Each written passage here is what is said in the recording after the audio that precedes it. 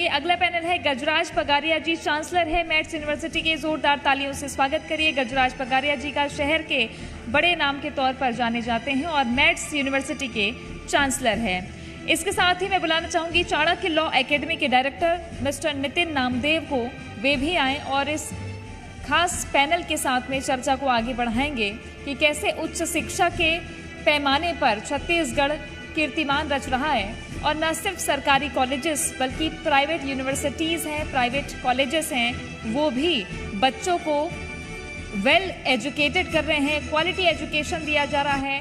इन संस्थानों के बच्चे न सिर्फ देश में बल्कि अलग अलग जगहों पर कीर्तिमान रच रहे हैं।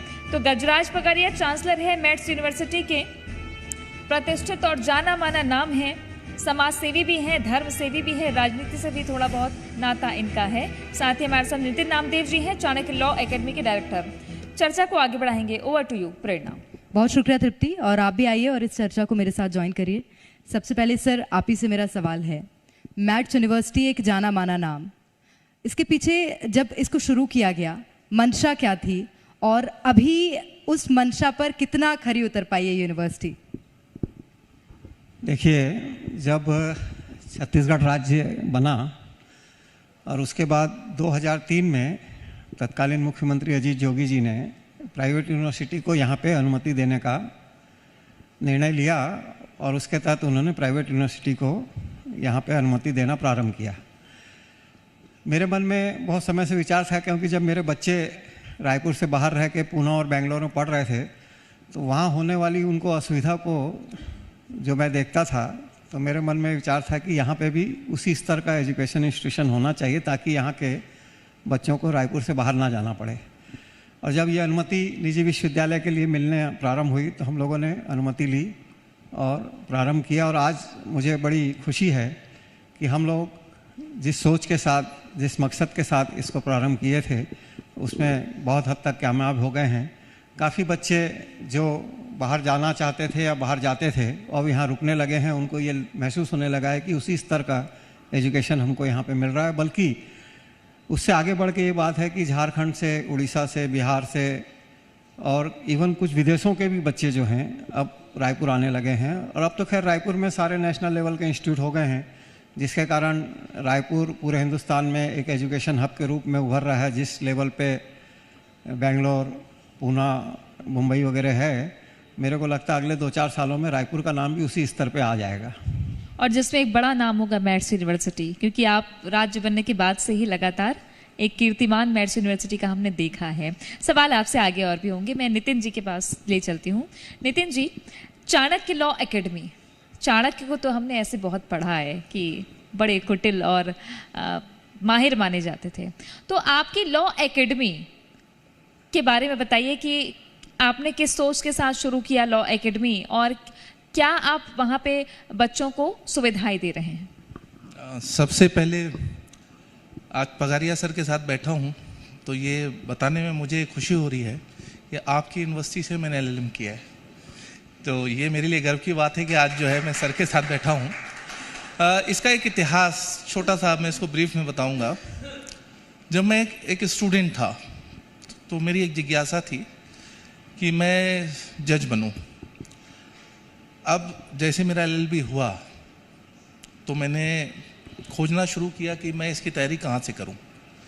रायपुर, बिलासपुर काफ़ी इंस्टीट्यूशन को मैंने सर्च किया तो एक क्वालिटी एजुकेशन जो कहते हैं लॉ में, वो एजुकेशन मुझे नहीं मिल रहा था। तो मैंने अपनी फिर सारी पढ़ाई लॉ की जो है इंदौर में जाके की। इत्तेफाक से आज मैं सिविल जज नहीं बन पाया, तो मैंने जितना भी कुछ पढ़ा था तो मेरे मन में एक मंशा ये आई कि क्वालिटी एजुकेशन जो है खासकर लॉ को लेकर, वो मैं रायपुर में शुरू करूं। तो बस वहाँ से एक सपना मेरा जो है ये आया कि मैं एक अच्छा एजुकेशन लॉ का रायपुर में लेके आऊँ, एक अच्छा एजुकेशन दे सकूं। बस उसी प्रयासरत में हूँ मैं आज भी। ये गजराज जी आपको कॉम्पीट तो नहीं कर रहे हैं? नहीं नहीं सर, जो है देखिए मैं शायद एक छोटा सा कण हूँ मैथ्स यूनिवर्सिटी का, इन्होंने तो एक जो है अंबार खड़ा किया हुआ है एजुकेशन को लेकर, मैं उसमें से एक छोटा सा कण हूँ। मैंने कहा ना कि मुझे आज गर्व है कि आज जो है मैं सर के साथ बैठा हूँ और इन्हीं की यूनिवर्सिटी से मैंने LLM किया हुआ है। मतलब एक वट वृक्ष है जिसके कुछ छाया आप भी बिखेर रहे हैं। आप बिल्कुल सही कह सकते हैं कि मैं जो है एक शाखा हूँ। शाखा है जी। गजराज जी, हमने मैथ्स यूनिवर्सिटी के बच्चों को देखा है, आपकी यूनिवर्सिटी में भी देखा है कि किस माहौल में पढ़ाई होती है, लेकिन जो सोशली इकोनॉमिकली वीकर सेक्शन से आते हैं उनके लिए खास आप क्या करते हैं, क्योंकि आप समाज सेवी के तौर पे भी पहचाने जाते हैं? देखिए, बहुत अच्छा सवाल है आपका। ये विचार मेरे मन में बहुत पहले था कि जो बच्चे ऐसे हैं जिनके माता पिता हमारे इंस्टीट्यूट के लेवल की फ़ीस नहीं दे सकते, उनको भी ये एजुकेशन हम कैसे दें। तो 4 साल पहले हमने अपना जो हमारा मेन कैंपस है आरंग में, वहाँ पे एक मैथ्स कॉलेज चालू किया, जिसमें जो आसपास के गांव के बच्चे हैं उनको 80% स्कॉलरशिप के साथ में हम वहाँ एडमिशन दे रहे हैं। यानी नॉमिनल फ़ीस उनसे लेते हैं, जो हमारी दूसरे बच्चों के लिए फ़ीस है उसका 20% पैसा उनसे हम लेते हैं। वो बहुत ही नॉमिनल है, उससे ज़्यादा तो उनको सब्सिडी के तौर पे सरकार से मिल जाता है, वो जो उनकी बचत हो जाती है। तो ऐसे हमारे पास इस समय तक 2000 बच्चे आ गए हैं जो उस सुविधा के तहत पढ़ रहे हैं, और उनको दूसरे बच्चों के मुकाबले एजुकेशन भी ज़्यादा बेहतर हम इसलिए देते हैं कि उनके लिए हम इंग्लिश स्पीकिंग का अलग से एक कोर्स चलाते हैं और एक पर्सनालिटी डेवलपमेंट के लिए भी उनके लिए अलग से कोर्स चलाते हैं, ताकि क्योंकि वो उस वर्ग से आते हैं बच्चे जहाँ उनके मन में थोड़ी हिचक रहती है। और अभी प्रसन्नता ये है कि लास्ट ईयर जो हमारा यूनिवर्सिटी का इंटरनल स्पोर्ट्स इवेंट्स हुए थे, उसमें सबसे ज़्यादा उसी सेक्शन के बच्चों ने इनाम जीते हैं और काफ़ी अच्छी तरीके से उन्होंने परफॉर्मेंस किया और बहुत मेहनत करते हैं बच्चे। और आज तो मेरे को बहुत बड़ी खुशी हो रही है, जैसे आपने ही बताया कि हमारे ही विश्वविद्यालय के छात्र रहे हैं। मैं आपको बता दूं, पिछले वर्ष जो छत्तीसगढ़ में एग्ज़ाम हुए उसमें 6 जज जो छत्तीसगढ़ में बने वो हमारे विश्वविद्यालय के पढ़े हुए बच्चे बने। शुभकामनाएं सर आपको। इसी तरह से विश्वविद्यालय हर वर्ग के बच्चों को बेहतर शिक्षा प्रदान करता जाए। सर आपसे सवाल है मेरा, चाणक्य लॉ एकेडमी, हालांकि मैंने जब कंपटीशन वाली बात करी थी तो एक और सवाल यही है मेरा कि सिर्फ अकेला लॉ की स्टडीज़ यहाँ पर होती हैं या बच्चों को और भी कोर्सेज ऐसे हैं जो कि अवेलेबल कराए जाते हैं और वहाँ उनकी भी प्रैक्टिसेस बच्चे कर सकते हैं यहाँ पर? हमारा इंस्टीट्यूशन जो है बेसिकली लॉ एस्पिरेंट स्टूडेंट को ही फोकस करता है। सर ने जैसे बताया कि इनके एकेडमी से अभी जो है 6 बच्चे सिविल जज बने हैं और खुशी की बात है कि वो सारे 6 बच्चे मेरे हैं। तो आज कनेक्शन बोलते हैं कैसे जुड़ जाता है। देखिए, लॉ की फील्ड में कोई बेसिक एजुकेशन इंस्टीट्यूट नहीं था यहाँ पे। आज अगर आप PSC IAS के लिए जाएंगे तो आपको बहुत सारे इंस्टीट्यूशन मिलेंगे, पर आप लॉ के लिए खोजेंगे कि लॉ पढ़ाने वाला टेक्निकल इंस्टीट्यूशन कोई मिल जाए। खासकर एजुकेशन में और कंपटीशन में काफ़ी फ़र्क होता है। एजुकेशन में तो आपको वेरियस ऑफ इंस्टीट्यूशन जो है यहाँ पे सर्विसेज दे रहे हैं, पर सर्विसेज में जैसे हम बोले कि हमको सिविल जज बनना है या ADOP बनना है या हमको किसी और लॉ फील्ड में जाना है, तो पर्टिकुलर उसके लिए कोई इंस्टीट्यूशन नहीं था। तो बेसिकली जो है ये चीज़ें मेरे दिमाग में आई कि मैं एक ऐसा इंस्टीट्यूशन खोलूँ जो शायद रायपुर में नहीं है, और मैं लॉ का स्टूडेंट था तो मैंने इसकी तरफ आगे बढ़ा, थोड़ा सा सोचा कि मैं यहीं काम कर लेता हूँ, ज़्यादा अच्छा रहेगा। ठीक, तो बच्चों को आप लॉ के फील्ड में और मांझ रहे हैं, ये कहा जाए कि आपने सर की यूनिवर्सिटी से पास आउट किया और अब आप उन्हीं के काम को आगे बढ़ा रहे हैं, ऐसा माना जाए गजराज जी? सर के काम से मैं अपने आप की तुलना नहीं कर सकता। हाँ। सर काफ़ी मेरे से बहुत ऊंचे स्तर पर है। देखिए, स्टूडेंट का कैरियर जो है बनाना ये एक इंस्टीट्यूशन का काम होता है, पर उसके भविष्य में उसको नौकरी दिलाना या उसको जो है एक सक्षम करना आर्थिक रूप से, खासकर वो हमारे इंस्टीट्यूशन से होता है। हम जैसे जुडिशरी की बात करें तो जुडिशरी में आज मेरे जो है छत्तीसगढ़ में ऑलमोस्ट 200 से 250 स्टूडेंट हैं, और 10 सालों में मैंने जो है ये छोटा सा अचीवमेंट लिया है अपने मेहनत से, अपने टीम की मेहनत से। MP हो गया आपका, उड़ीसा हो गया, झारखंड हो गया, राजस्थान हो गया, सभी जगह मेरे इंस्टीट्यूशन के जो है स्टूडेंट आज जज के रूप में काम कर रहे हैं। तो हमारा जो बेसिक फोकस है रोजगार दिलाना, जो सबसे बड़ी बात है, तो हम रोजगार दिला रहे हैं। सराहनीय कार्य है कि किस तरह से लॉ एक अलग कोर्स और उसमें उसकी अलग प्रैक्टिसेस बच्चे कर सकते हैं। उसमें बहुत सारी चीज़ें होती हैं, प्रीलिम्स होता है, मेंस होता है, जजमेंट राइटिंग्स होते हैं, बहुत तरह की जो प्रैक्टिसेस है लॉ में होती हैं, जिसको लेकर जागरूकता भी फैल रही है इससे और बच्चे बेहतर शिक्षा भी ले रहे हैं। गजराज जी, आपकी ओर रुख करूँगी।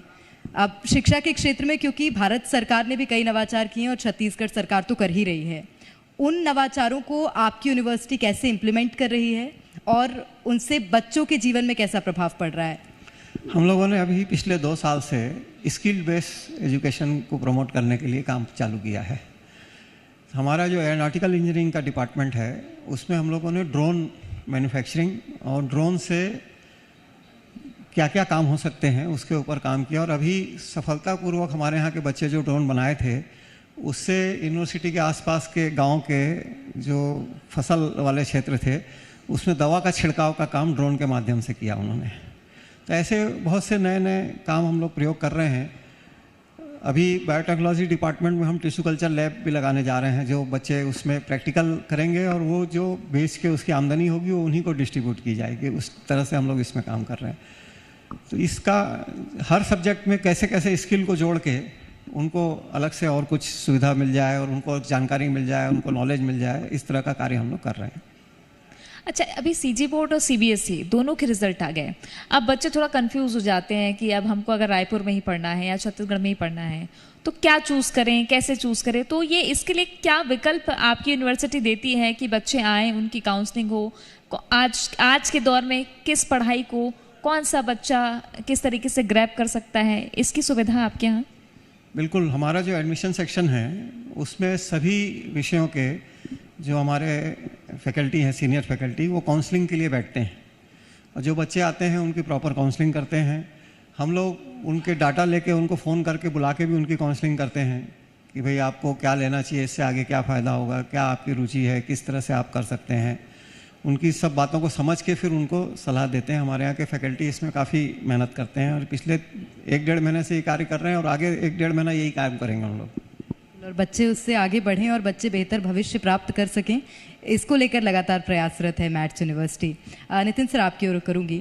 और जिस तरह से एजुकेशन और कोचिंग की बात तो ठीक है सर, लेकिन कोविड के बाद एक ट्रेंड काफ़ी ज़्यादा एजुकेशन में आया है, वो है ऑनलाइन क्लासेस का। क्या आपकी जो कोचिंग क्लासेस हैं, जो क्लासेस हैं, वो ऑनलाइन क्लासेस की सुविधा भी प्रदान करती हैं क्या? इसके साथ अगर ऑनलाइन है तो ऑफलाइन और ऑनलाइन दोनों का मैनेजमेंट कैसे हो पाता है? पैंडेमिक जब आया था तो 23-24 को जो है हमारे प्रधानमंत्री जी ने जो है लॉकडाउन डिक्लेयर किया था। मेरे ख्याल से छत्तीसगढ़ का पहला इंस्टीट्यूशन था जो पैंडेमिक के इस डिक्लेरेशन के पहले ऑनलाइन आ गया था और हमने सबसे पहले एप्लीकेशन लॉन्च किया था जुलाई में और आज भी हम जो है अपने खुद के सॉफ्टवेयर से स्टडी करा रहे हैं। तो आज हमारे पास एक बैलेंस स्टडी है कि हम ऑनलाइन और ऑफलाइन दोनों ही एक साथ लाइव जो है क्लासेस को हम टेलीकास्ट कर सकते हैं। जैसे कि अभी IPL चल रहा था तो हम लोगों ने घर में बैठ के टीवी देखा और मैच देखा और जो लोग स्टेडियम में बैठे हुए थे उन्होंने मैच देखा। जस्ट लाइक इसी तरह का हम लोगों ने एक पैनल बना लिया है कि हम लाइव एजुकेशन जो है बच्चों को हमारे सॉफ्टवेयर और हमारे एप्लीकेशन के थ्रू हम प्रोवाइड करा रहे हैं। तो मुझे नहीं लगता कि अब जो है ऑनलाइन और ऑफलाइन में हमने कोई अंतर जो है रखा है। दोनों में सेम एजुकेशन, सेम प्लेटफॉर्म में जो है हम दोनों को एक साथ ट्रांसमिट कर रहे हैं। अच्छा, लॉ फील्ड में आजकल ज़्यादा लोग रुचि दिखाते हैं। ये तो लंबे समय से चलता आया है क्योंकि आपने भी वही चूज़ किया। क्या ऐसा मानते हैं कि आज लोगों का वकालत की तरफ और ज़्यादा रुझान बढ़ा है? देखिए, लॉ को लोग एक सब्जेक्ट क्यों समझते हैं ये आज तक मुझे समझ में नहीं आया। सोसाइटी जब जनरेट हुई तो सोसाइटी को मेंटेन करने के लिए हमने कुछ रेगुलेशंस बनाए और ये आज नहीं, 5000 साल पहले, आज कोई भी आप जो है सिविलाइजेशन देखिए आप, तो उन्होंने अपने रूल्स बनाए। अब उस रूल्स को जब इम्प्लीमेंट किया तो उसको हमने सामान्य भाषा में लॉ कहा। आज वही रूल्स जो है हर एक सेक्टर में काम कर रहा है। आप जब इस जॉब को किए होंगे तो आपने भी एक कॉन्ट्रैक्ट साइन किया होगा। यहाँ पर आपने जब इस प्रीमाइसेस को हायर किया होगा तो एक कॉन्ट्रैक्ट साइन किया होगा। तो लॉ एक ऐसा फील्ड है जहाँ पर हम हर एक क्षेत्र में, जैसे सर ने अभी हमारे पास मेडिकल की बात की, तो मेडिकल साइंस में भी जो है मेडिकल लॉ होता है, इन्वायरमेंटल लॉ होते हैं। तो ऐसे बहुत सारे विषय हैं जो लॉ से जुड़े हुए हैं और हमारा देश तो खुद एक लॉ से चल रहा है जिसको कॉन्स्टिट्यूशन ऑफ इंडिया कहते हैं। तो लॉ कोई सब्जेक्ट नहीं है, लॉ एक सोसाइटी का वो हिस्सा है जिसे हम दिन प्रतिदिन जो है रेगुलरली हम इसको फेस कर रहे हैं। अब बात आई अवेयरनेस की, तो जैसे जैसे अवेयरनेस बढ़े, सोसाइटी में डिस्प्यूट शुरू हुआ, विवाद शुरू हुए, या लोगों के अंदर एक रुझान हुआ कि भाई आखिर कानून क्या है, हमारे अधिकार क्या है, हमारे कर्तव्य क्या है। तो जब हम अपने अधिकारों और कर्तव्यों को जानने की कोशिश किए तो हमने देखा धीरे धीरे कि नहीं भाई, लॉ एक ऐसा विषय है जिसको पढ़ने से केवल आप आत्मनिर्भर नहीं होंगे, बल्कि समाज में आप अपने अधिकारों को लेकर अपनी बात कर सकते हैं, लोगों के कर्तव्यों को पूरा कराने के लिए आप उनकी बात कर सकते हैं। तो लॉ जो है आपको सोसाइटी में अधिकारों के लिए लड़ना भी सिखाता है। तो शायद इसीलिए आज लॉ का रुझान ज़्यादा बढ़ रहा है। सर, ये आपके लिए बोलना बहुत आसान है कि लॉ को सब्जेक्ट के तौर पर मत देखो। जो बच्चे अभी CGPSC में सिविल जज की भी तैयारी कर रहे हैं सर, दिन रात पढ़ते रहते हैं, वही रूल्स रेगुलेशंस हैं, लेकिन उनकी पढ़ते पढ़ते हालत ख़राब हो जाती है सर। मेरे ख्याल से शायद आप लॉ से टच है, क्योंकि आपने एक शब्द बोला था जजमेंट राइटिंग। जनरल स्टूडेंट नहीं जानता है ये क्या होता है। देखिए, मेरे ख्याल से लॉ की बात नहीं करते हैं। यहाँ डॉक्टर साहब बैठे थे तो उन्होंने बताया कि 23 लाख स्टूडेंट में केवल 1 या 2 लाख लोग जो हैं वो MBBS कर रहे हैं। तो क्या वहाँ स्टडी नहीं हो रही है? मुझे ऐसा लगता है कि अगर आप किसी भी क्षेत्र में जाना चाहते हैं तो आपको परफेक्शन लाना पड़ेगा, उसके लिए आपको कोर स्टडी करनी पड़ेगी, हार्ड स्टडी करनी पड़ेगी। अच्छा, तो केवल लॉ एक ऐसा सब्जेक्ट नहीं है जिसमें हम स्टडी करते हैं, सभी में हमको मेहनत तो बराबर करनी पड़ेगी और उस मेहनत का अच्छा प्रतिसाद भी मिले, क्योंकि जब भी बच्चों की पढ़ाई होती है तो अंतिम लक्ष्य होता है कि रोजगार मिला या नहीं मिला। इस पर कितना फोकस, क्योंकि आज स्किल की बात होती है, तो स्किल के साथ एजुकेशन, इस कॉम्बिनेशन को कैसे रख रहे हैं आप गजराज जी? हम लोग पूरी तैयारी करवाते हैं बच्चों को, जो फाइनल ईयर के बच्चे रहते हैं, कि वो किस फील्ड में जा सकते हैं और उनको कैसे जॉब मिल सकता है। और मेरे को बड़ी प्रसन्नता है कि जो बच्चे जॉब करना चाहते हैं, हमारे पास बहुत से बच्चे बिजनेस कम्युनिटी से आते हैं जो अपने फैमिली बिजनेस को ज्वाइन करना चाहते हैं, तो वो लोग तो जॉब नहीं करते, लेकिन जो जॉब करना चाहते हैं उनका प्लेसमेंट हमारे 100% है। 100% गारंटी है? बताइए, मैथ्स यूनिवर्सिटी मतलब 100% प्लेसमेंट की गारंटी। ऐसे बच्चों के कुछ के उदाहरण कई बार तो दीजिए ऐसा आप। होता है जो प्लेसमेंट के लिए कंपनियां आती है, उनको बच्चे चाहिए रहते हैं तो उनको बच्चे मिल नहीं पाते हैं। इतना कोई ऐसा वाकया याद हो आपको, जरा बताइए यहाँ भी कि कुछ बच्चे। नहीं, अक्सर ऐसा होता ही है। बीच में जैसे जेट एयरवेज थी जब यहाँ पे, तो जेट एयरवेज में रायपुर में जितने स्टाफ थे करीब करीब 70% बच्चे हमारे यहाँ के थे। तो जब उन लोग आते थे तो उनको जिस उसमें बच्चे चाहिए होते थे मिल नहीं पाते थे, क्योंकि जो बच्चे हैं वो बिजनेस कम्युनिटी के रहते हैं, वो बोलते हैं हम तो अपना काम करेंगे। जो सर्विस करना चाहते थे उनको बराबर उन लोग रख लेते थे। तो ये चमत्कार ही है। बहुत बार कंपनियां ढूंढ के आती हैं कि मैथ्स के बच्चे कहाँ हैं। और ये सचमुच सर बहुत बार ऐसा होता है, बच्चे जब पास आउट करते हैं कॉलेज और जब कैंपस सिलेक्शन नहीं होता है तो कॉलेज को बहुत कुछ सुनने को मिलता है। हालांकि सामने नहीं बोलते, लेकिन पीठ पीछे बहुत सुनने मिलता है। उसका नुकसान तो संस्था को होता है ना। आज मेरे को कितनी प्रसन्नता हुई जब इन्होंने बताया कि मैं मैथ्स से पढ़ा हूँ और जीवन में कुछ सफलता का कार्य कर रहा हूँ, तो मन में प्रसन्नता होती है कि भाई हमको बहुत से बच्चे बाहर से भी फ़ोन करते हैं कि अभी मैंत्रा में एक हमारे यहाँ का फैशन डिजाइनिंग का पढ़ा हुआ बच्चा है, वो उनको मार्केटिंग को हेड कर रहा है। तो उसको हम लोगों ने अपने यूनिवर्सिटी के कार्यक्रम में बुला के बच्चों से मिलवाया भी था, उसको सम्मानित भी किया था। तो जब ऐसी अच्छी जगहों में पहुँचते हैं बच्चे और हमको याद करते हैं तो हमको मन में बड़ी प्रसन्नता होती है कि जिस उद्देश्य से हमने इस संस्था को चालू किया, जो हमारा उद्देश्य था वो कम से कम आगे बढ़ रहा है पूरा होने की ओर। रियलिटी चेक तो यही हो गया। नामदेव जी, आप बताइए कि सक्सेस रेशियो क्या है आपके इंस्टीट्यूट का, क्योंकि आपके गुरुजी तो बैठे हुए हैं, तो ये कहा जा सकता है कि आपने भी एक प्रेरणा ली और उस प्रेरणा के आश्रय आप आगे बढ़ रहे हैं कि लॉ में बच्चे आए और उनको एक बेहतर प्लेसमेंट भी मिले और बेहतर तरीके से वो पढ़ सकें। तो सक्सेस रेशियो क्या है, क्यों चाणक्य लॉ एकेडमी जाए? हमारा जो ओवरऑल सक्सेस रेशियो है वो 40 to 60% के बीच में हर साल जो है आगे पीछे रहता है। 50% एवरेज ले लें तो जितने पोस्ट आती हैं छत्तीसगढ़ की, उसके 50% जो है हमारे इंस्टीट्यूशन से होते हैं। तो एक सक्सेस रेशियो ये बोल सकते हैं कि 50% के आसपास है। रही बात हमारे यहाँ क्यों आए, तो एक प्रश्न ये है कि हम किसी भी इंस्टीट्यूशन को जब चुनते हैं तो हम एक छोटी सी गलती ये करते हैं कि हम स्टूडेंट की ब्रांडिंग या हम उसके नाम के पीछे भाग के वहाँ एडमिशन ले लेते हैं। हमारा इंस्टीट्यूशन जो बोला जाए कि बदनाम है या नाम है, वो है अनुशासन के लिए। अनुशासन हमारे स्टूडेंट की जो है, ये बोलना चाहिए कि मेरुदंड है या बैकबोन है। हम डिसिप्लिन से आगे बढ़ते हैं और ये डिसिप्लिन जो है इन स्टूडेंट के अंदर जब डाला जाता है, तो जब ये सर्विस में जाते हैं तो ये डिसिप्लिन उनको समझ में आता है कि भाई डिस्ट्रिक्ट जज साहब जो है वो 10:30 बजे पहुंच गए, तो हमको भी 10:30 के पहले पहुंचना होगा। और वो अनुशासन जो है उनको वहाँ पर जीवन में जब मिलता है, तो वही हमारा प्रचार करते हैं कि देखिए आप वहाँ जाइए तो वहाँ से आपको केवल व्यवहारिक ज्ञान नहीं मिलेगा, बल्कि जीवन का भी ज्ञान मिलेगा आपको। तो एक जज को अपनी लाइफ में हमेशा डिसिप्लिन्ड होना चाहिए, और मुझे लगता है आपका इंस्टीट्यूट वहीं से प्रैक्टिस करा देता है उनको। जी कह सकते हैं। कुछ बच्चे तो इसलिए मेरे इंस्टीट्यूशन में पढ़ने ही नहीं आते कि सर थोड़ा ज़्यादा डिसिप्लिन रखते हैं, तो ऐसा भी होता है कभी कभी। ये सर बहुत बार ऐसा होता है कि जब जुडिशरी की प्रिपरेशंस होती हैं तो कई बार 1 आध मार्क्स से बच्चे रह भी जाते हैं। वो बच्चे हताश भी होते होंगे, क्योंकि 1 नंबर से जब रह जाते हैं तो बहुत दुख होता है। तो ऐसे बच्चों की क्या आप काउंसलिंग भी करते हैं? आपके संस्थान में इस तरह की भी कुछ सुविधा है क्या? कई बार ऐसा होता है कि 1-1 नंबर से, आधे नंबर से जो है स्टूडेंट पीछे रह जाते हैं। तो मैं तो उनको सीधा ये कहता हूँ कि जब तक आप सक्सेस नहीं होते तब तक जुड़िए, और मैं उनसे फीस भी जो है नहीं लेता हूँ, क्योंकि देखिए मनोबल जो होता है वो सबसे पहले एक बच्चा जो है जिसने काफ़ी पैसा खर्चा करके एजुकेशन लिया, फिर वो तैयारी कर रहा है, उसका सिलेक्शन नहीं होता है, तो कहीं ना कहीं एक फ़ीस रुकावट होती है।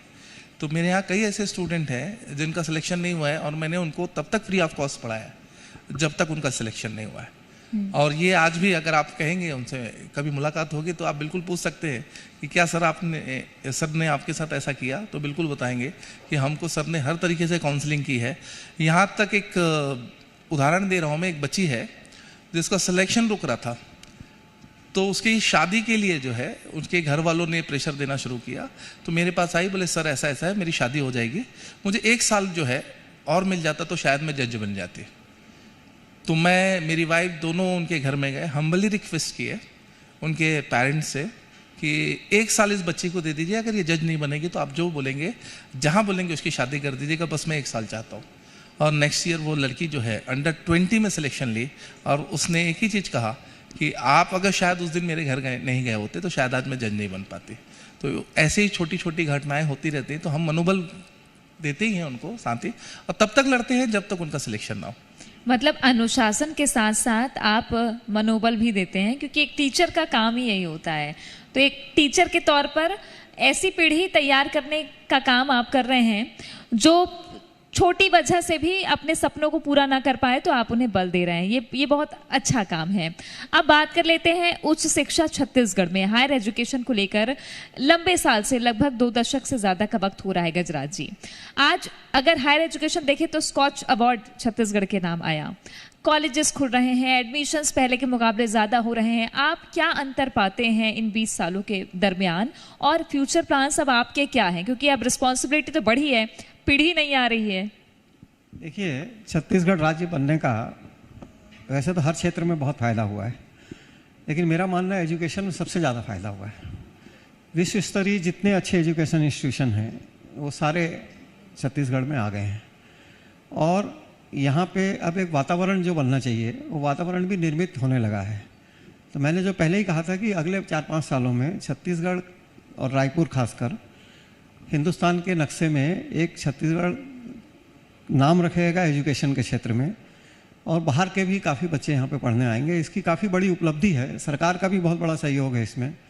अब यहाँ फैकल्टी भी अच्छी मिलने लग गई, जो पहले बड़ी दिक्कत होती थी, बाहर से फैकल्टी बुलानी पड़ती थी लोग यहाँ, लेकिन यहाँ पे जिस तरह से सुविधाएं हैं शहर में, जिस तरीके से कम खर्चे में भी शहर में बढ़िया गुजारा हो सकता है, तो अब बाहर के लोग भी यहाँ आने के लिए आकर्षित हो रहे हैं और आते हैं। तो एजुकेशन के क्षेत्र में बहुत काम हुआ है और आगे बड़ी संभावना है, और छत्तीसगढ़ निश्चित रूप से एजुकेशन में हिंदुस्तान में एक बड़ा केंद्र रहेगा। फैकल्टीज़ को लेकर के थोड़ी जानकारी दीजिए, क्या आपकी फैकल्टीज़ कैसी है और बच्चे कनेक्ट कर पाते हैं? काफ़ी हमने देखा है, तो फैकल्टीज़ को लेकर क्या आपकी प्राथमिकताएं रहती हैं? फैकल्टी का सिलेक्शन करने के समय हम लोग काफ़ी सतर्क रहते हैं कि ऐसे लोगों को लिया जाए जो जिनका रिकॉर्ड बेहतर हो, जिन्होंने पिछला काम अच्छा किया हो। और अब तो सारे यूनिवर्सिटीज़ में हो गया है कि बिना पीएचडी के आपको किसी फैकल्टी को रखना नहीं है, तो हम लोग उसी स्तर से रखते हैं और यहाँ पे अब अच्छे लोग मिलने भी लगे हैं। अच्छा, नितिन जी, आप बताइए कि आपकी अब आगे की क्या प्लानिंग्स है आपकी लॉ एकेडमी को लेकर? बच्चे आ रहे हैं आपके पास में, सक्सेस रेशियो भी आपने बताया, क्या प्लानिंग है आगे छत्तीसगढ़ के बच्चों के लिए? देखिए, लॉ फील्ड में तो आज स्कोप बहुत ज़्यादा है। मैं तो एक जुडिशरी और सिविल जज हो गया या एडीपीओ है, इसके एग्ज़ाम की तैयारी कराता हूँ। पर जिन बच्चों का यहाँ पर सिलेक्शन नहीं होता है, वो एक बेहतर लॉयर के रूप में भी जो है हाई कोर्ट में प्रैक्टिस कर रहे हैं। और मैं ये कहूँगा कि आगे आने वाले समय में हमारी एकेडमी जो है वो ये कोशिश करेगी कि जितने बेहतर से बेहतर जो है यहाँ लॉ के स्टूडेंट निकल सकें। सिर्फ सिविल जज में नहीं, देखिए लॉ एक ऐसी फील्ड है जहाँ पर हर जगह पर एक स्टूडेंट जो है अपना स्कोप देख सकता है, चाहे कॉरपोरेट सेक्टर हो, चाहे वो आपका लिटरेसी से जुड़ा हुआ हो, या वो एकेडमिक फील्ड में जाना चाहता हो, या वो पीएससी की तरह जो है जुडिशरी में जाना चाहता हो, वो कहीं भी जा सकता है। तो हम कोशिश करेंगे कि एक अच्छा निर्माण यहाँ से जो है स्टूडेंट का हो, जो सभी वेरियस ऑफ फील्ड में अपना अपना योगदान दे सके। बहुत अच्छी बात है कि छत्तीसगढ़ के बच्चों के लिए अलग अलग विकल्प तैयार हो रहे हैं और जो खुद छत्तीसगढ़ के ही लोग कर रहे हैं, ये अपने आप में एक बड़ी उपलब्धि है। बहुत शुक्रिया आप दोनों का हमारे साथ जुड़ने के लिए।